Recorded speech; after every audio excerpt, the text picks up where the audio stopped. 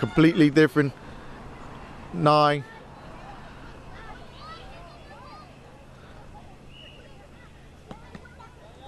And immediately Valencia on the attack, pressing high up the field. Ari Canninger finds Vishan Patton. Vishan players just came to Valencia. He's just moved to Bermuda. A good decision making by Lewis Hammond in the center of the field there. And again, you see the Valencia finding the right back who's one of the farthest player for us, just overhit it. But they're actually figure it out and successfully understand how to get the right and the left backs involved in deeper positions and to create the balance in the middle of the park that they're not exposed from those areas. Again, this is a modern game. The rain looks like it's going to trouble us. It looks like it's going to come down. That's not going to stop the kids.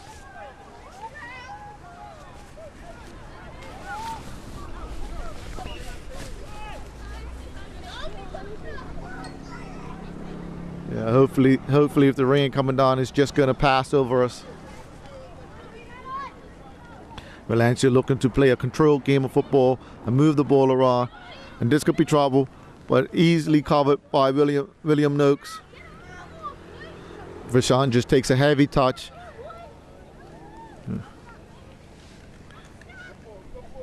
Again, if you just look at the balance of it, with the right fullback up, but as the right fullback comes up, the center half slides over to cover any danger that could happen in that area. So it keeps the balance of the team and allows the right and the left fullback to be able to move in advanced positions.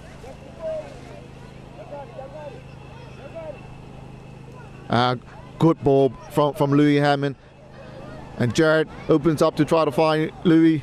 Louis is unable to get his crossover,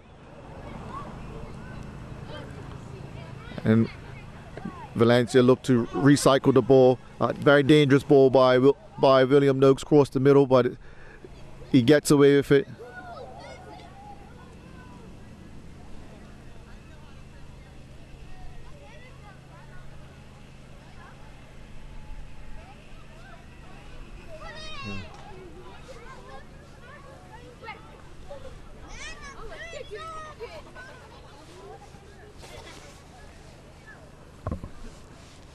Well, again, all the play at this time is in the Boulevard half. Valencia on the offense for the majority of the game here.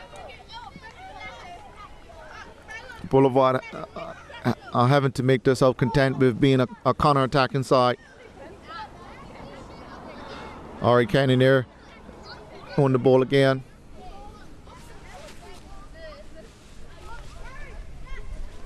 Seems as the rain's holding up and working in our favor.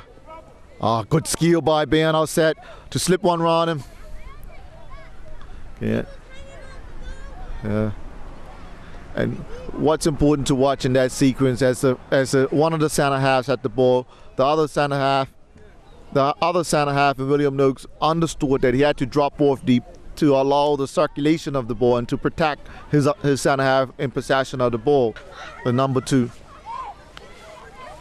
As you see, as Valencia gets back to the starting position, the right and the left fullback is able to get back. Ben Asset shows good control, but he just a little bit lazy in his dribbling and wasn't able to move the ball forward.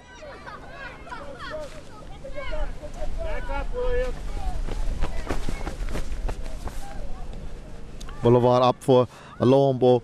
My good friend there, Thomas Davidson's in goal. And Thomas is worked hard on improving himself, and I have to take this opportunity to give a shout out to Thomas and how proud we are as the coaches as he's looking to constantly improve himself, as all goalkeepers are. They're madmans. And Thomas is definitely a madman, but he's learning how to control his passion, and he's learning how to control his emotions. And you could see the growth happening in him from him being an 8-year-old to now being an 11-year-old.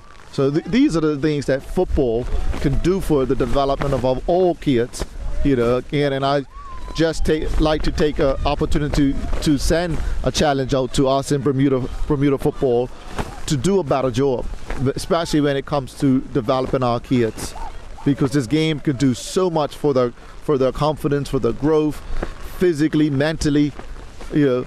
Holistically, this game can help to improve them all the way around. But we as the adults and the people that facilitate football have to learn to get it right, and what getting it right actually looks like. And for me, it doesn't look like winning a football game at a youth level. That's not what getting it right looks like, winning a game.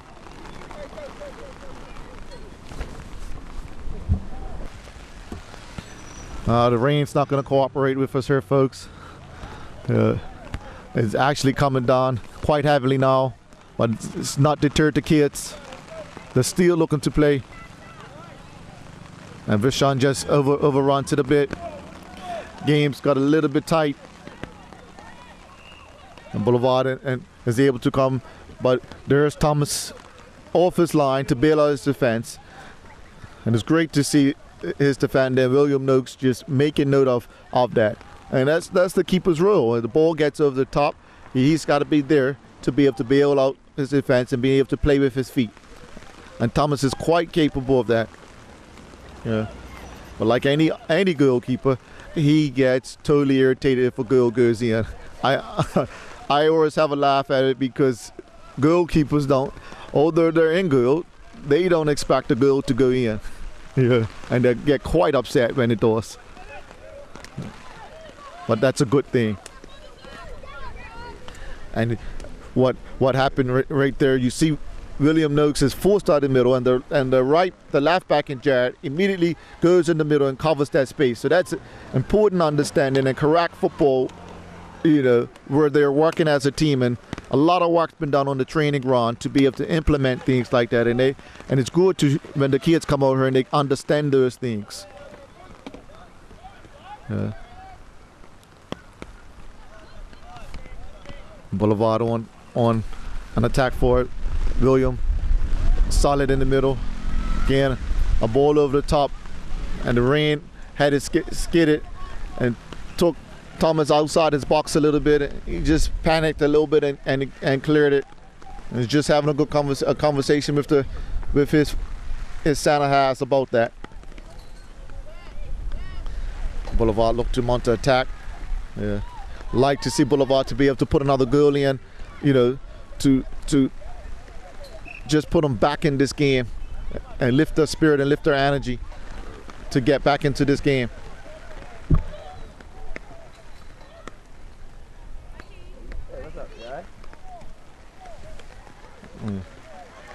Valencia's quite comfortable playing the ball out, playing the ball through, and this could be dangerous. A great tackle. Great tackle by the Boulevard center half. Yeah. And Caleb looking to streak forward from his center half position. And again, important to notice is when you look at the Valencia side, the box moves forward and back together. And by the box, what I mean is the whole field, the whole team moves forward together and they move back together. So they're able to create overloads and outnumber teams in both attack and defense, because they're being taught to play on both sides of the game rather than just, okay, you defend or you attack or you're a midfielder. You play on both sides of the game, and it helps create those numbers up situations in both attack and defense. And additionally, when kids have to play all the time, it helps their concentration and their focus. Because they know they have to be in. Again, great skill shown by Ori Cannon there. I really like his style, and this could be dangerous. And Bernard said doors finish, but he's called offside. He was offside. And the referee quite rightly has called it offside. Good refereeing there. But again, just getting back to point in making the kids play on both sides of the game. We all, you know, and it's a problem throughout the world because of the security fears that parents have. The kids are not allowed to wander around like they used to do 40 years, 50 years ago. You know, everything's heavily parented, you know, where parents take kids everywhere. So with that, it cuts out, you know, kids' physical development. So we have to find ways within our sports to compensate for that, you know, and making kids do physical development, you know, whether it be in their gym class, you know, because that physical development kids get, it's very, very important for their concentration. It's very, very important for releasing their energy and releasing their anxieties. Yeah, you know, we have a trend in the world that talks about things like ADHD and all these different what they call learning disorders. But for me, it's just that these kids are not allowed to release their energies. So they're not going to be able to sit still. They're not going to be able to focus, you know, because they got a lot of energy naturally as a kid. And we have to find ways in helping them to release that energy, especially with the new parenting style of, you know, our kid. We have to take our kids everywhere because it's just a lot of security concerns out there. You know, no parent in their right mind is comfortable with their kid is just wandering around unaccounted for. So the kids are heavily policed these days, and they probably don't like it, but it's necessary. But this is where sports can play such a big part in society if we get it right. And developing programs that allow kids to be able to release their energy and enjoy.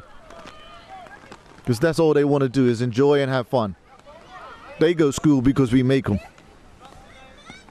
And Ben just a lazy pass on Ben's behalf. Oh, Ori looks to Jamaican rule, but he stays in the game. He's definitely a work hard. Ori. Yes. And Boulevard venture forward. You should see the right back covers in the center because the center half has been forced to come out of the middle, and the right back covers and he gets around cover, which is excellent.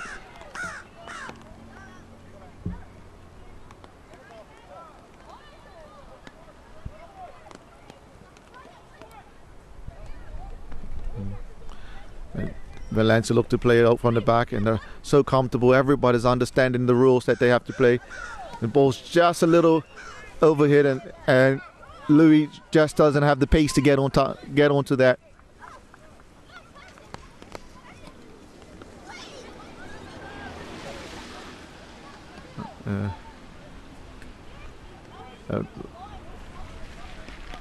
Cannoneer on the ball, cuts one way, cuts to his left foot, and he's still streaking. Oh, I really, really like Cannoneer's style. He's got a very, very deceptive style about him. Very deceptive. He's not exceptionally fast, but his thinking ability is great. You know, his thought process is quick.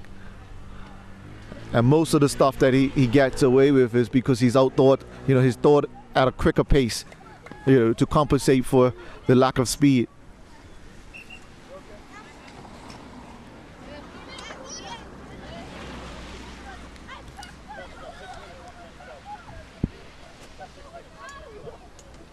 And Boulevard looking to play out from the back, which is great. Yeah, but what has to be understanding the positional play now, where you're looking to play out from the back. How do you rotate that ball around? Who's got the responsibilities for rotating and being in certain positions to keep balance in your team? Miscontrol by Ben. And immediately though, he puts the defense under pressure, so they're understanding that, okay, I missed control, but now is an opportunity, and he's got the ball over, and again, a slip cross. Unlucky there. And Boulevard on the rear attack, and they can attack their expose Valencia at the back. Very, very unfortunate. I wonder the rare moments that Valencia has been caught out at the back, but those are some of the dangers in attack-minded teams, where there will be gaps and holes that people can exploit on the counter-attack. And Again, Ari, he's cut across him again. Very thoughtful player.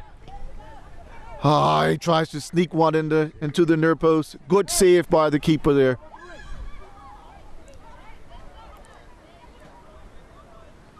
Again, very, very deceptive style that Ori has, but very, very effective. A cross taken by the right back. Yeah.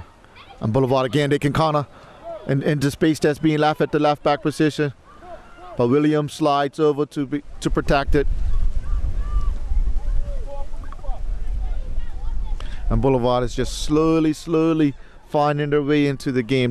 They're slowly finding a rhythm. It's a bit slow starting off, and now they're finding a rhythm and finding their way into the game.